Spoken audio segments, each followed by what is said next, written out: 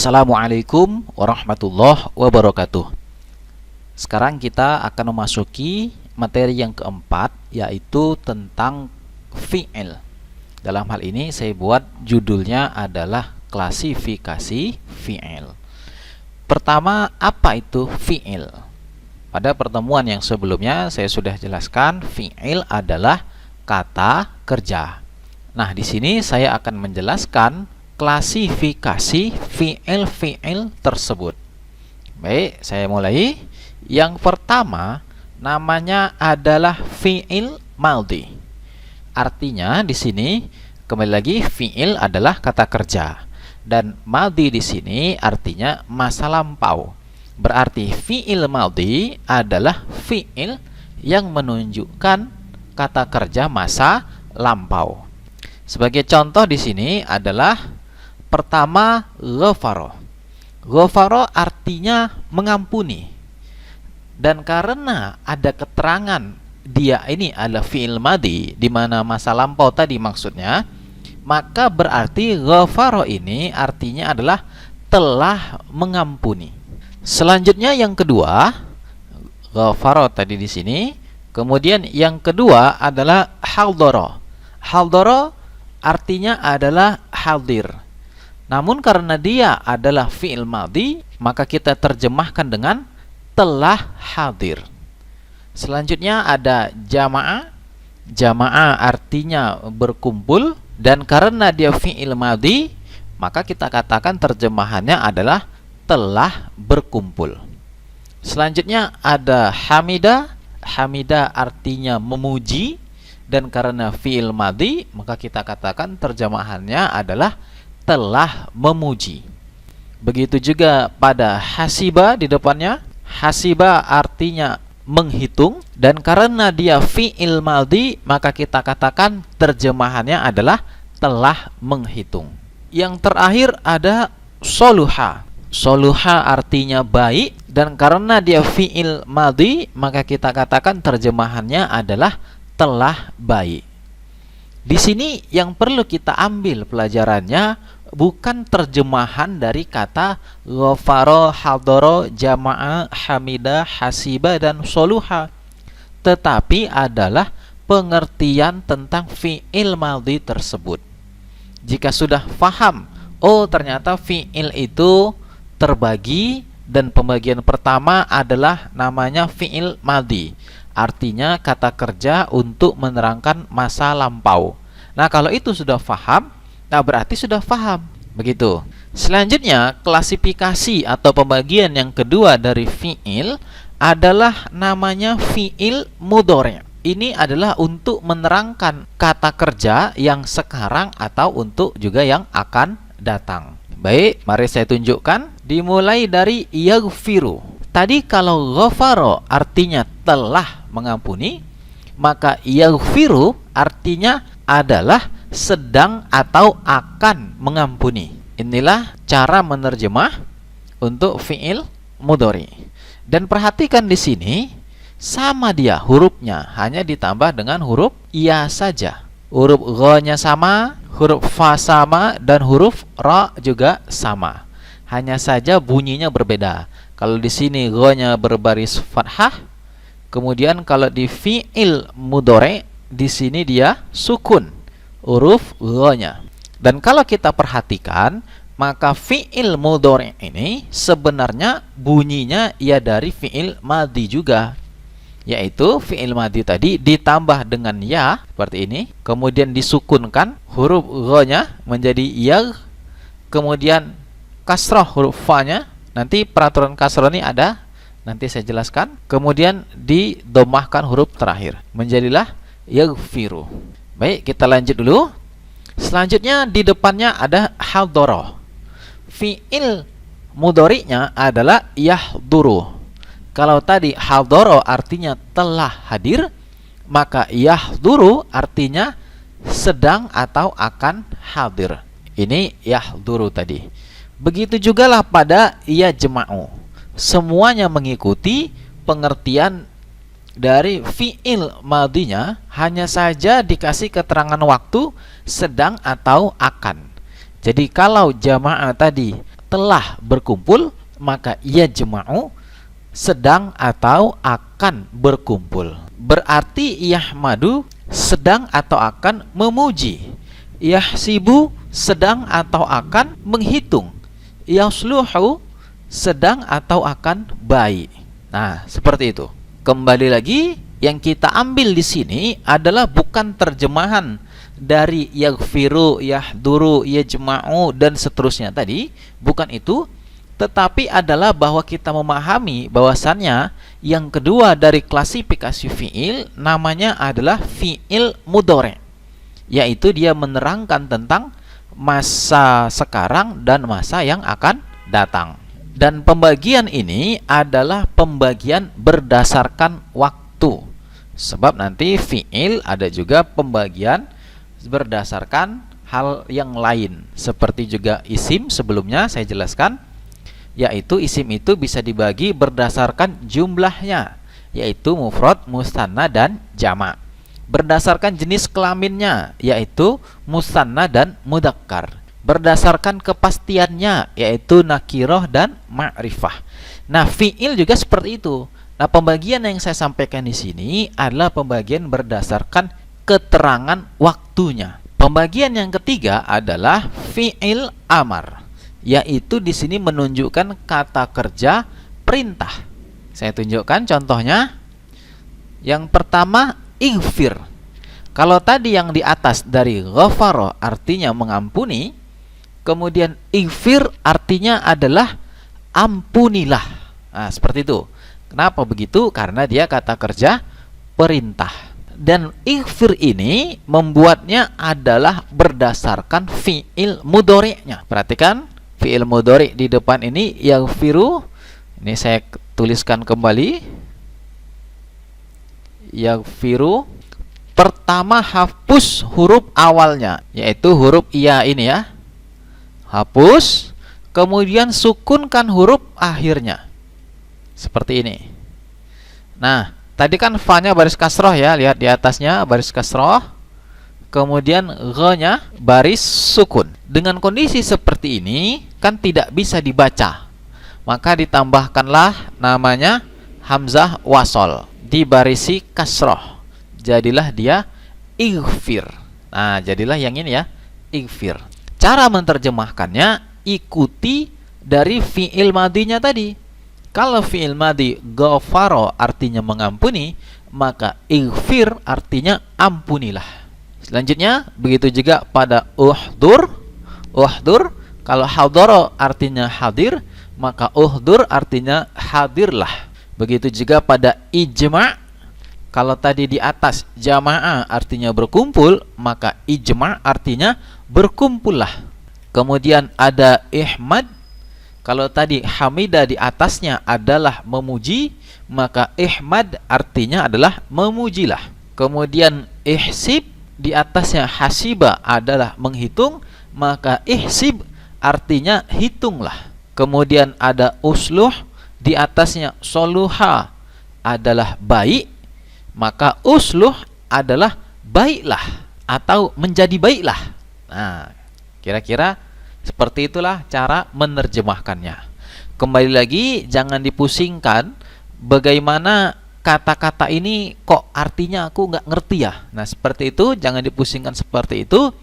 Kita fokusnya adalah mempelajari bahwasanya fi'il tadi diklasifikasikan berdasarkan waktunya adalah dia namanya madhi, kemudian mudhari' dan amar. Nah, itu saja dulu. Baik, kita ke materi selanjutnya. Perhatikan bahwasannya tadi pada kata ghafaro, hadoro, dan jama'ah itu huruf tengahnya berbaris fathah. Sementara pada hamidah, hasiba berbaris kasroh. Pada soluha huruf tengahnya berbaris dhammah. Apakah ini ada peraturan tertentu? Maka ini akan saya jelaskan. Untuk yang berbaris fathah di tengah itu mengikuti namanya wazan fa'ala. Perhatikan pada fa'ala ini ya, semua huruf berbaris fathah. Ini namanya wazan. Wazan itu terjemahannya bisa panduan, timbangan, patokan, cetakan, dan yang sejenis itu. Maka perhatikan bunyi dari ghafaro tadi mengikuti dia, yaitu mengikuti apanya? Mengikuti fathah semua. Mengikuti fa'ala. Fa'ala kan fathah semua, maka ghafaro fathah semua baris. Hadoro fathah semua baris. Jamaah juga fathah semua barisnya. Selanjutnya, wazan yang kedua untuk wazan fi'il madhi, maka bunyinya adalah fa'ilah. Perhatikan huruf tengahnya berbaris kasroh. Maka berarti tadi di sini hamidah mengikuti wazan fa'ilah. Itu makanya dia huruf tengahnya ini berbaris kasroh. Begitu juga pada hasibah. Hasibah juga mengikuti wazan fa'ilah. Itu makanya huruf tengahnya berbaris kasroh. Selanjutnya, wazan yang ketiga adalah fa'ulah, di mana huruf tengahnya adalah berbaris dhammah. Itulah makanya soluha di sini berbaris dhammah huruf yang tengah. Kenapa begitu? Karena dia mengikuti wazan fa'ulah. Inilah pengaturan bunyi dari fi'il madhi. Untuk selanjutnya, kita akan gunakan nanti huruf tengah itu tidak kita sebut huruf tengah, tetapi kita sebut dia ain fi'il. Perhatikan di sini ada huruf ain. Huruf yang awal kita sebut fa fi'il. Dan huruf yang ketiga, huruf terakhir kita sebut lam fi'il. Meskipun nanti hurufnya bukan fa, ain atau lam. Sebagai contoh di sini hadoro. Maka hanya ini tidak kita sebut ha fi'il, tapi kita sebut fa fi'il. Dan huruf do kita sebut ain fi'il. Huruf ro kita sebut lam fi'il. Begitu juga di sini huruf ja ini kita sebut fa fi'il. Kemudian mim di sini kita sebut ain fi'il, dan huruf ain kita sebut lam fi'il. Nah, seperti itu. Ini adalah wazan fi'il madhi. Selanjutnya kita memasuki fi'il mudhari. Fi'il mudhari juga mempunyai wazan. Perhatikan di sini bunyi yang berubah hanya pada ain fi'ilnya saja. Perhatikan ain fi'il, ingat ya, huruf fa ini ya. Perhatikan fa di sini berbaris kasrah. Yaghfiru. Di sini yang berubah juga hanya pada fa fi'il, yahduru. Sedangkan huruf awalnya tetap fathah, kemudian ada sukun, dan huruf terakhir adalah dhammah. Perhatikan yang berubah hanya ain fi'ilnya saja. Ada di sini yajma'u. Perhatikan hanya berubah ain fi'ilnya saja yang berubah. Bagaimana huruf-huruf ini berubah? Bagaimana pengaturannya? Misalnya yajma'u tadi, bolehkah kita baca seperti yahduru? Jadi kita baca yajma'u, bolehkah seperti itu? Maka jawabannya tidak boleh. Begitu juga tidak boleh kita baca kasroh menjadi yajmi'u. Tidak boleh juga. Yang boleh hanya yajma'u. Nah, ini juga ada wazan. Baik, inilah wazannya. Wazan pertama adalah yaf'alu. Jadi begini, kalau fi'il madhinya ain fi'ilnya fathah, maka mungkin fi'il mudhari'nya ain fi'ilnya juga fathah. Sebagai contoh adalah pada jamaah. Jamaah di sini ain fi'ilnya yaitu huruf mim adalah fathah, jamaah. Kemudian fi'il mudhari'nya pada ain fi'il fathah juga, yaitu yajma'u. Perhatikan di huruf mim sama-sama fathah. Dari jamaah mimnya fathah, yajma'u mimnya fathah juga. Selanjutnya dari fa'ala ini fi'il mudhari'nya bisa saja dibaca yaf'ulu berbaris dhammah. Jadi dia bisa saja yaf'ulu. Mana contohnya? Contohnya pada hadoro. Hadoro dotnya di situ adalah fathah, tapi pada yahduru dotnya dhammah. Artinya bisa baris fathah fi'il madhinya, tetapi dhammah pada fi'il mudhari'nya. Maksudnya ain fi'ilnya di sini ya. Kemudian yang ketiga, mungkin juga pada fi'il madinya ain fi'ilnya berbaris fathah, tetapi pada fi'il mudhari'nya ain fi'ilnya berbaris kasrah. Mana contohnya? Contohnya pada ghafaro. Ghafaro tadi fathah pada fa-nya, tapi pada mudhari'nya fa-nya itu berbaris kasrah, menjadi bunyinya yaghfiru. Dari ghafaro menjadi yaghfiru. Nah, itulah pasangan dari wazan fa'ala. Fa'ala mungkin dia kawannya adalah yaf'alu, mungkin yaf'ulu, mungkin pula yaf'ilu. Baik, selanjutnya kita ke wazan fa'ila. Wazan fa'ila artinya di sini pada ain fi'ilnya berbaris kasroh ya, maka dia fi'il mudhari'nya mungkin berpasangannya hanya dua, yaitu yang pertama yaf'alu, artinya dia berbaris fathah. Mana contohnya? Contohnya pada hamidah. Hamidah mimnya berbaris kasroh, tetapi pada mudhari'nya yahmadu mimnya berbaris fathah.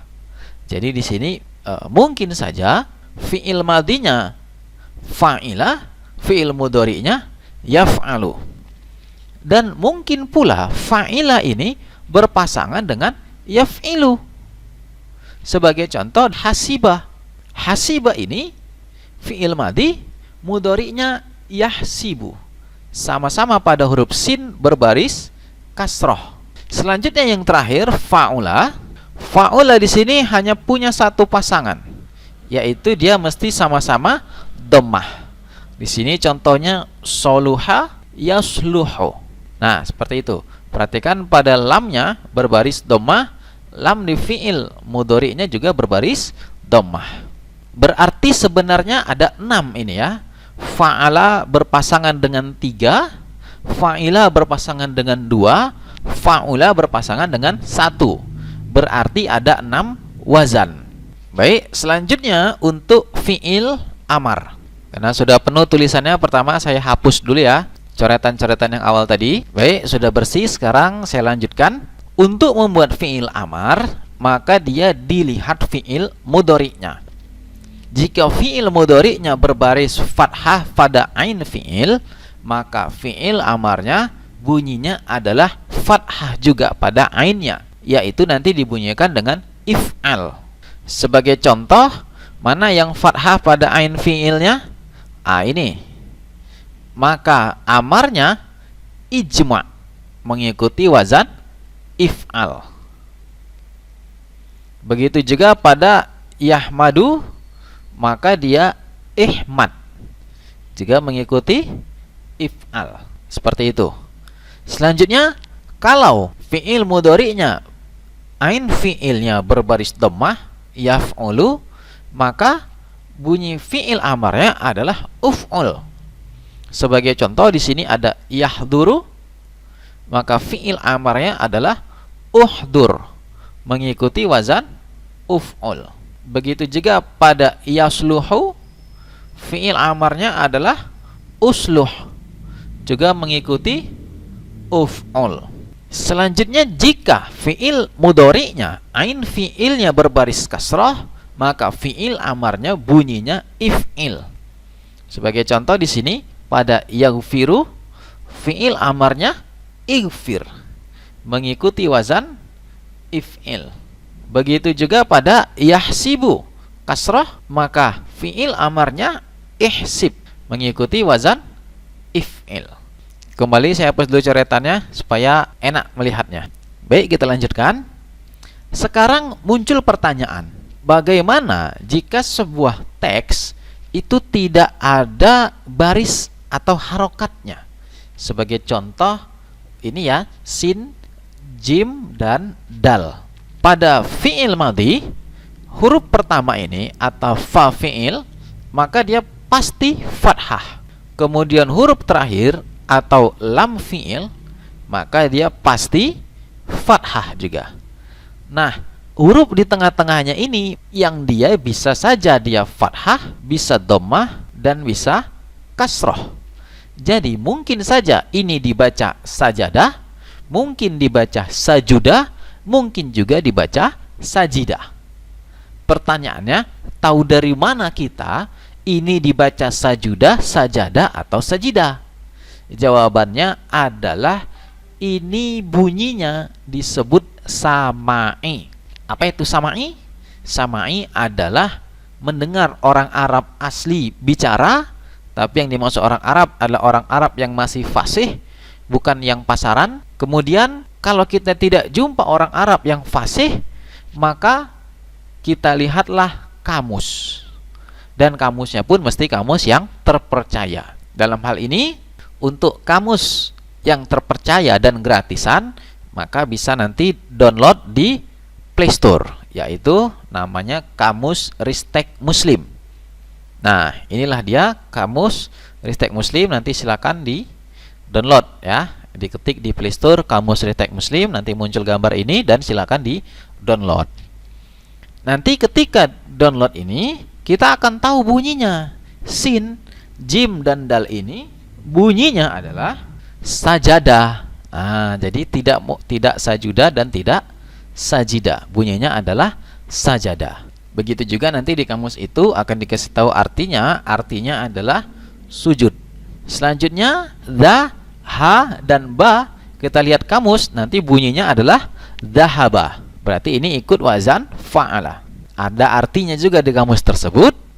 Nanti artinya adalah pergi. Kemudian selanjutnya sin, mim, dan ain dibaca dengan sami'a. Artinya adalah mendengar. Ini untuk fi'il madinya. Selanjutnya fi'il mudhari'nya, kalau sajadah kan mungkin saja ya, fa'ala itu mungkin pasangannya yaf'alu, mungkin yaf'ulu, mungkin yaf'ilu. Berarti sajadah mungkin saja dia dibaca yasjadu, mungkin yasjudu, mungkin juga yasjidu. Selanjutnya, dari mana kita tahu pasangannya dari sajadah itu? Maka jawabannya, lihat kamus. Nanti di kamus akan dikasih jawaban sajadah yasjudu. Begitu juga pada zahaba yazhabu. Begitu juga pada kata sami'a yasma'u. Kalau gitu fi'il amarnya apa? Fi'il amar kita tidak perlu lihat kamus. Kalau dia berbaris dhammah berarti usjud. Kalau berbaris fathah berarti idhab. Pada yasma'u fathah juga ya, berarti isma. Nah, seperti itu. Ya, inilah materi keempat kita. Semoga bisa dipahami. Kalau tidak paham, maka pilihannya satu, tonton berkali-kali videonya. Kedua, langsung bertanya. Insya Allah akan saya jawab sampai dengan paham. Selanjutnya kita memasuki tugas. Tugasnya satu saja dan mudah. Yang pertama, install aplikasi kamus. Kedua, lengkapi fiil yang di bawah ini dan terjemahkan. Sini ada jim, lam, dan sin ya. Maka lengkapi apakah dia jalasa, jalusa, atau jalisa. Ini untuk fiil madi. Begitu juga untuk fiil mudhari'nya, lengkapi, dan fiil amarnya. Terakhir, terjemahkan.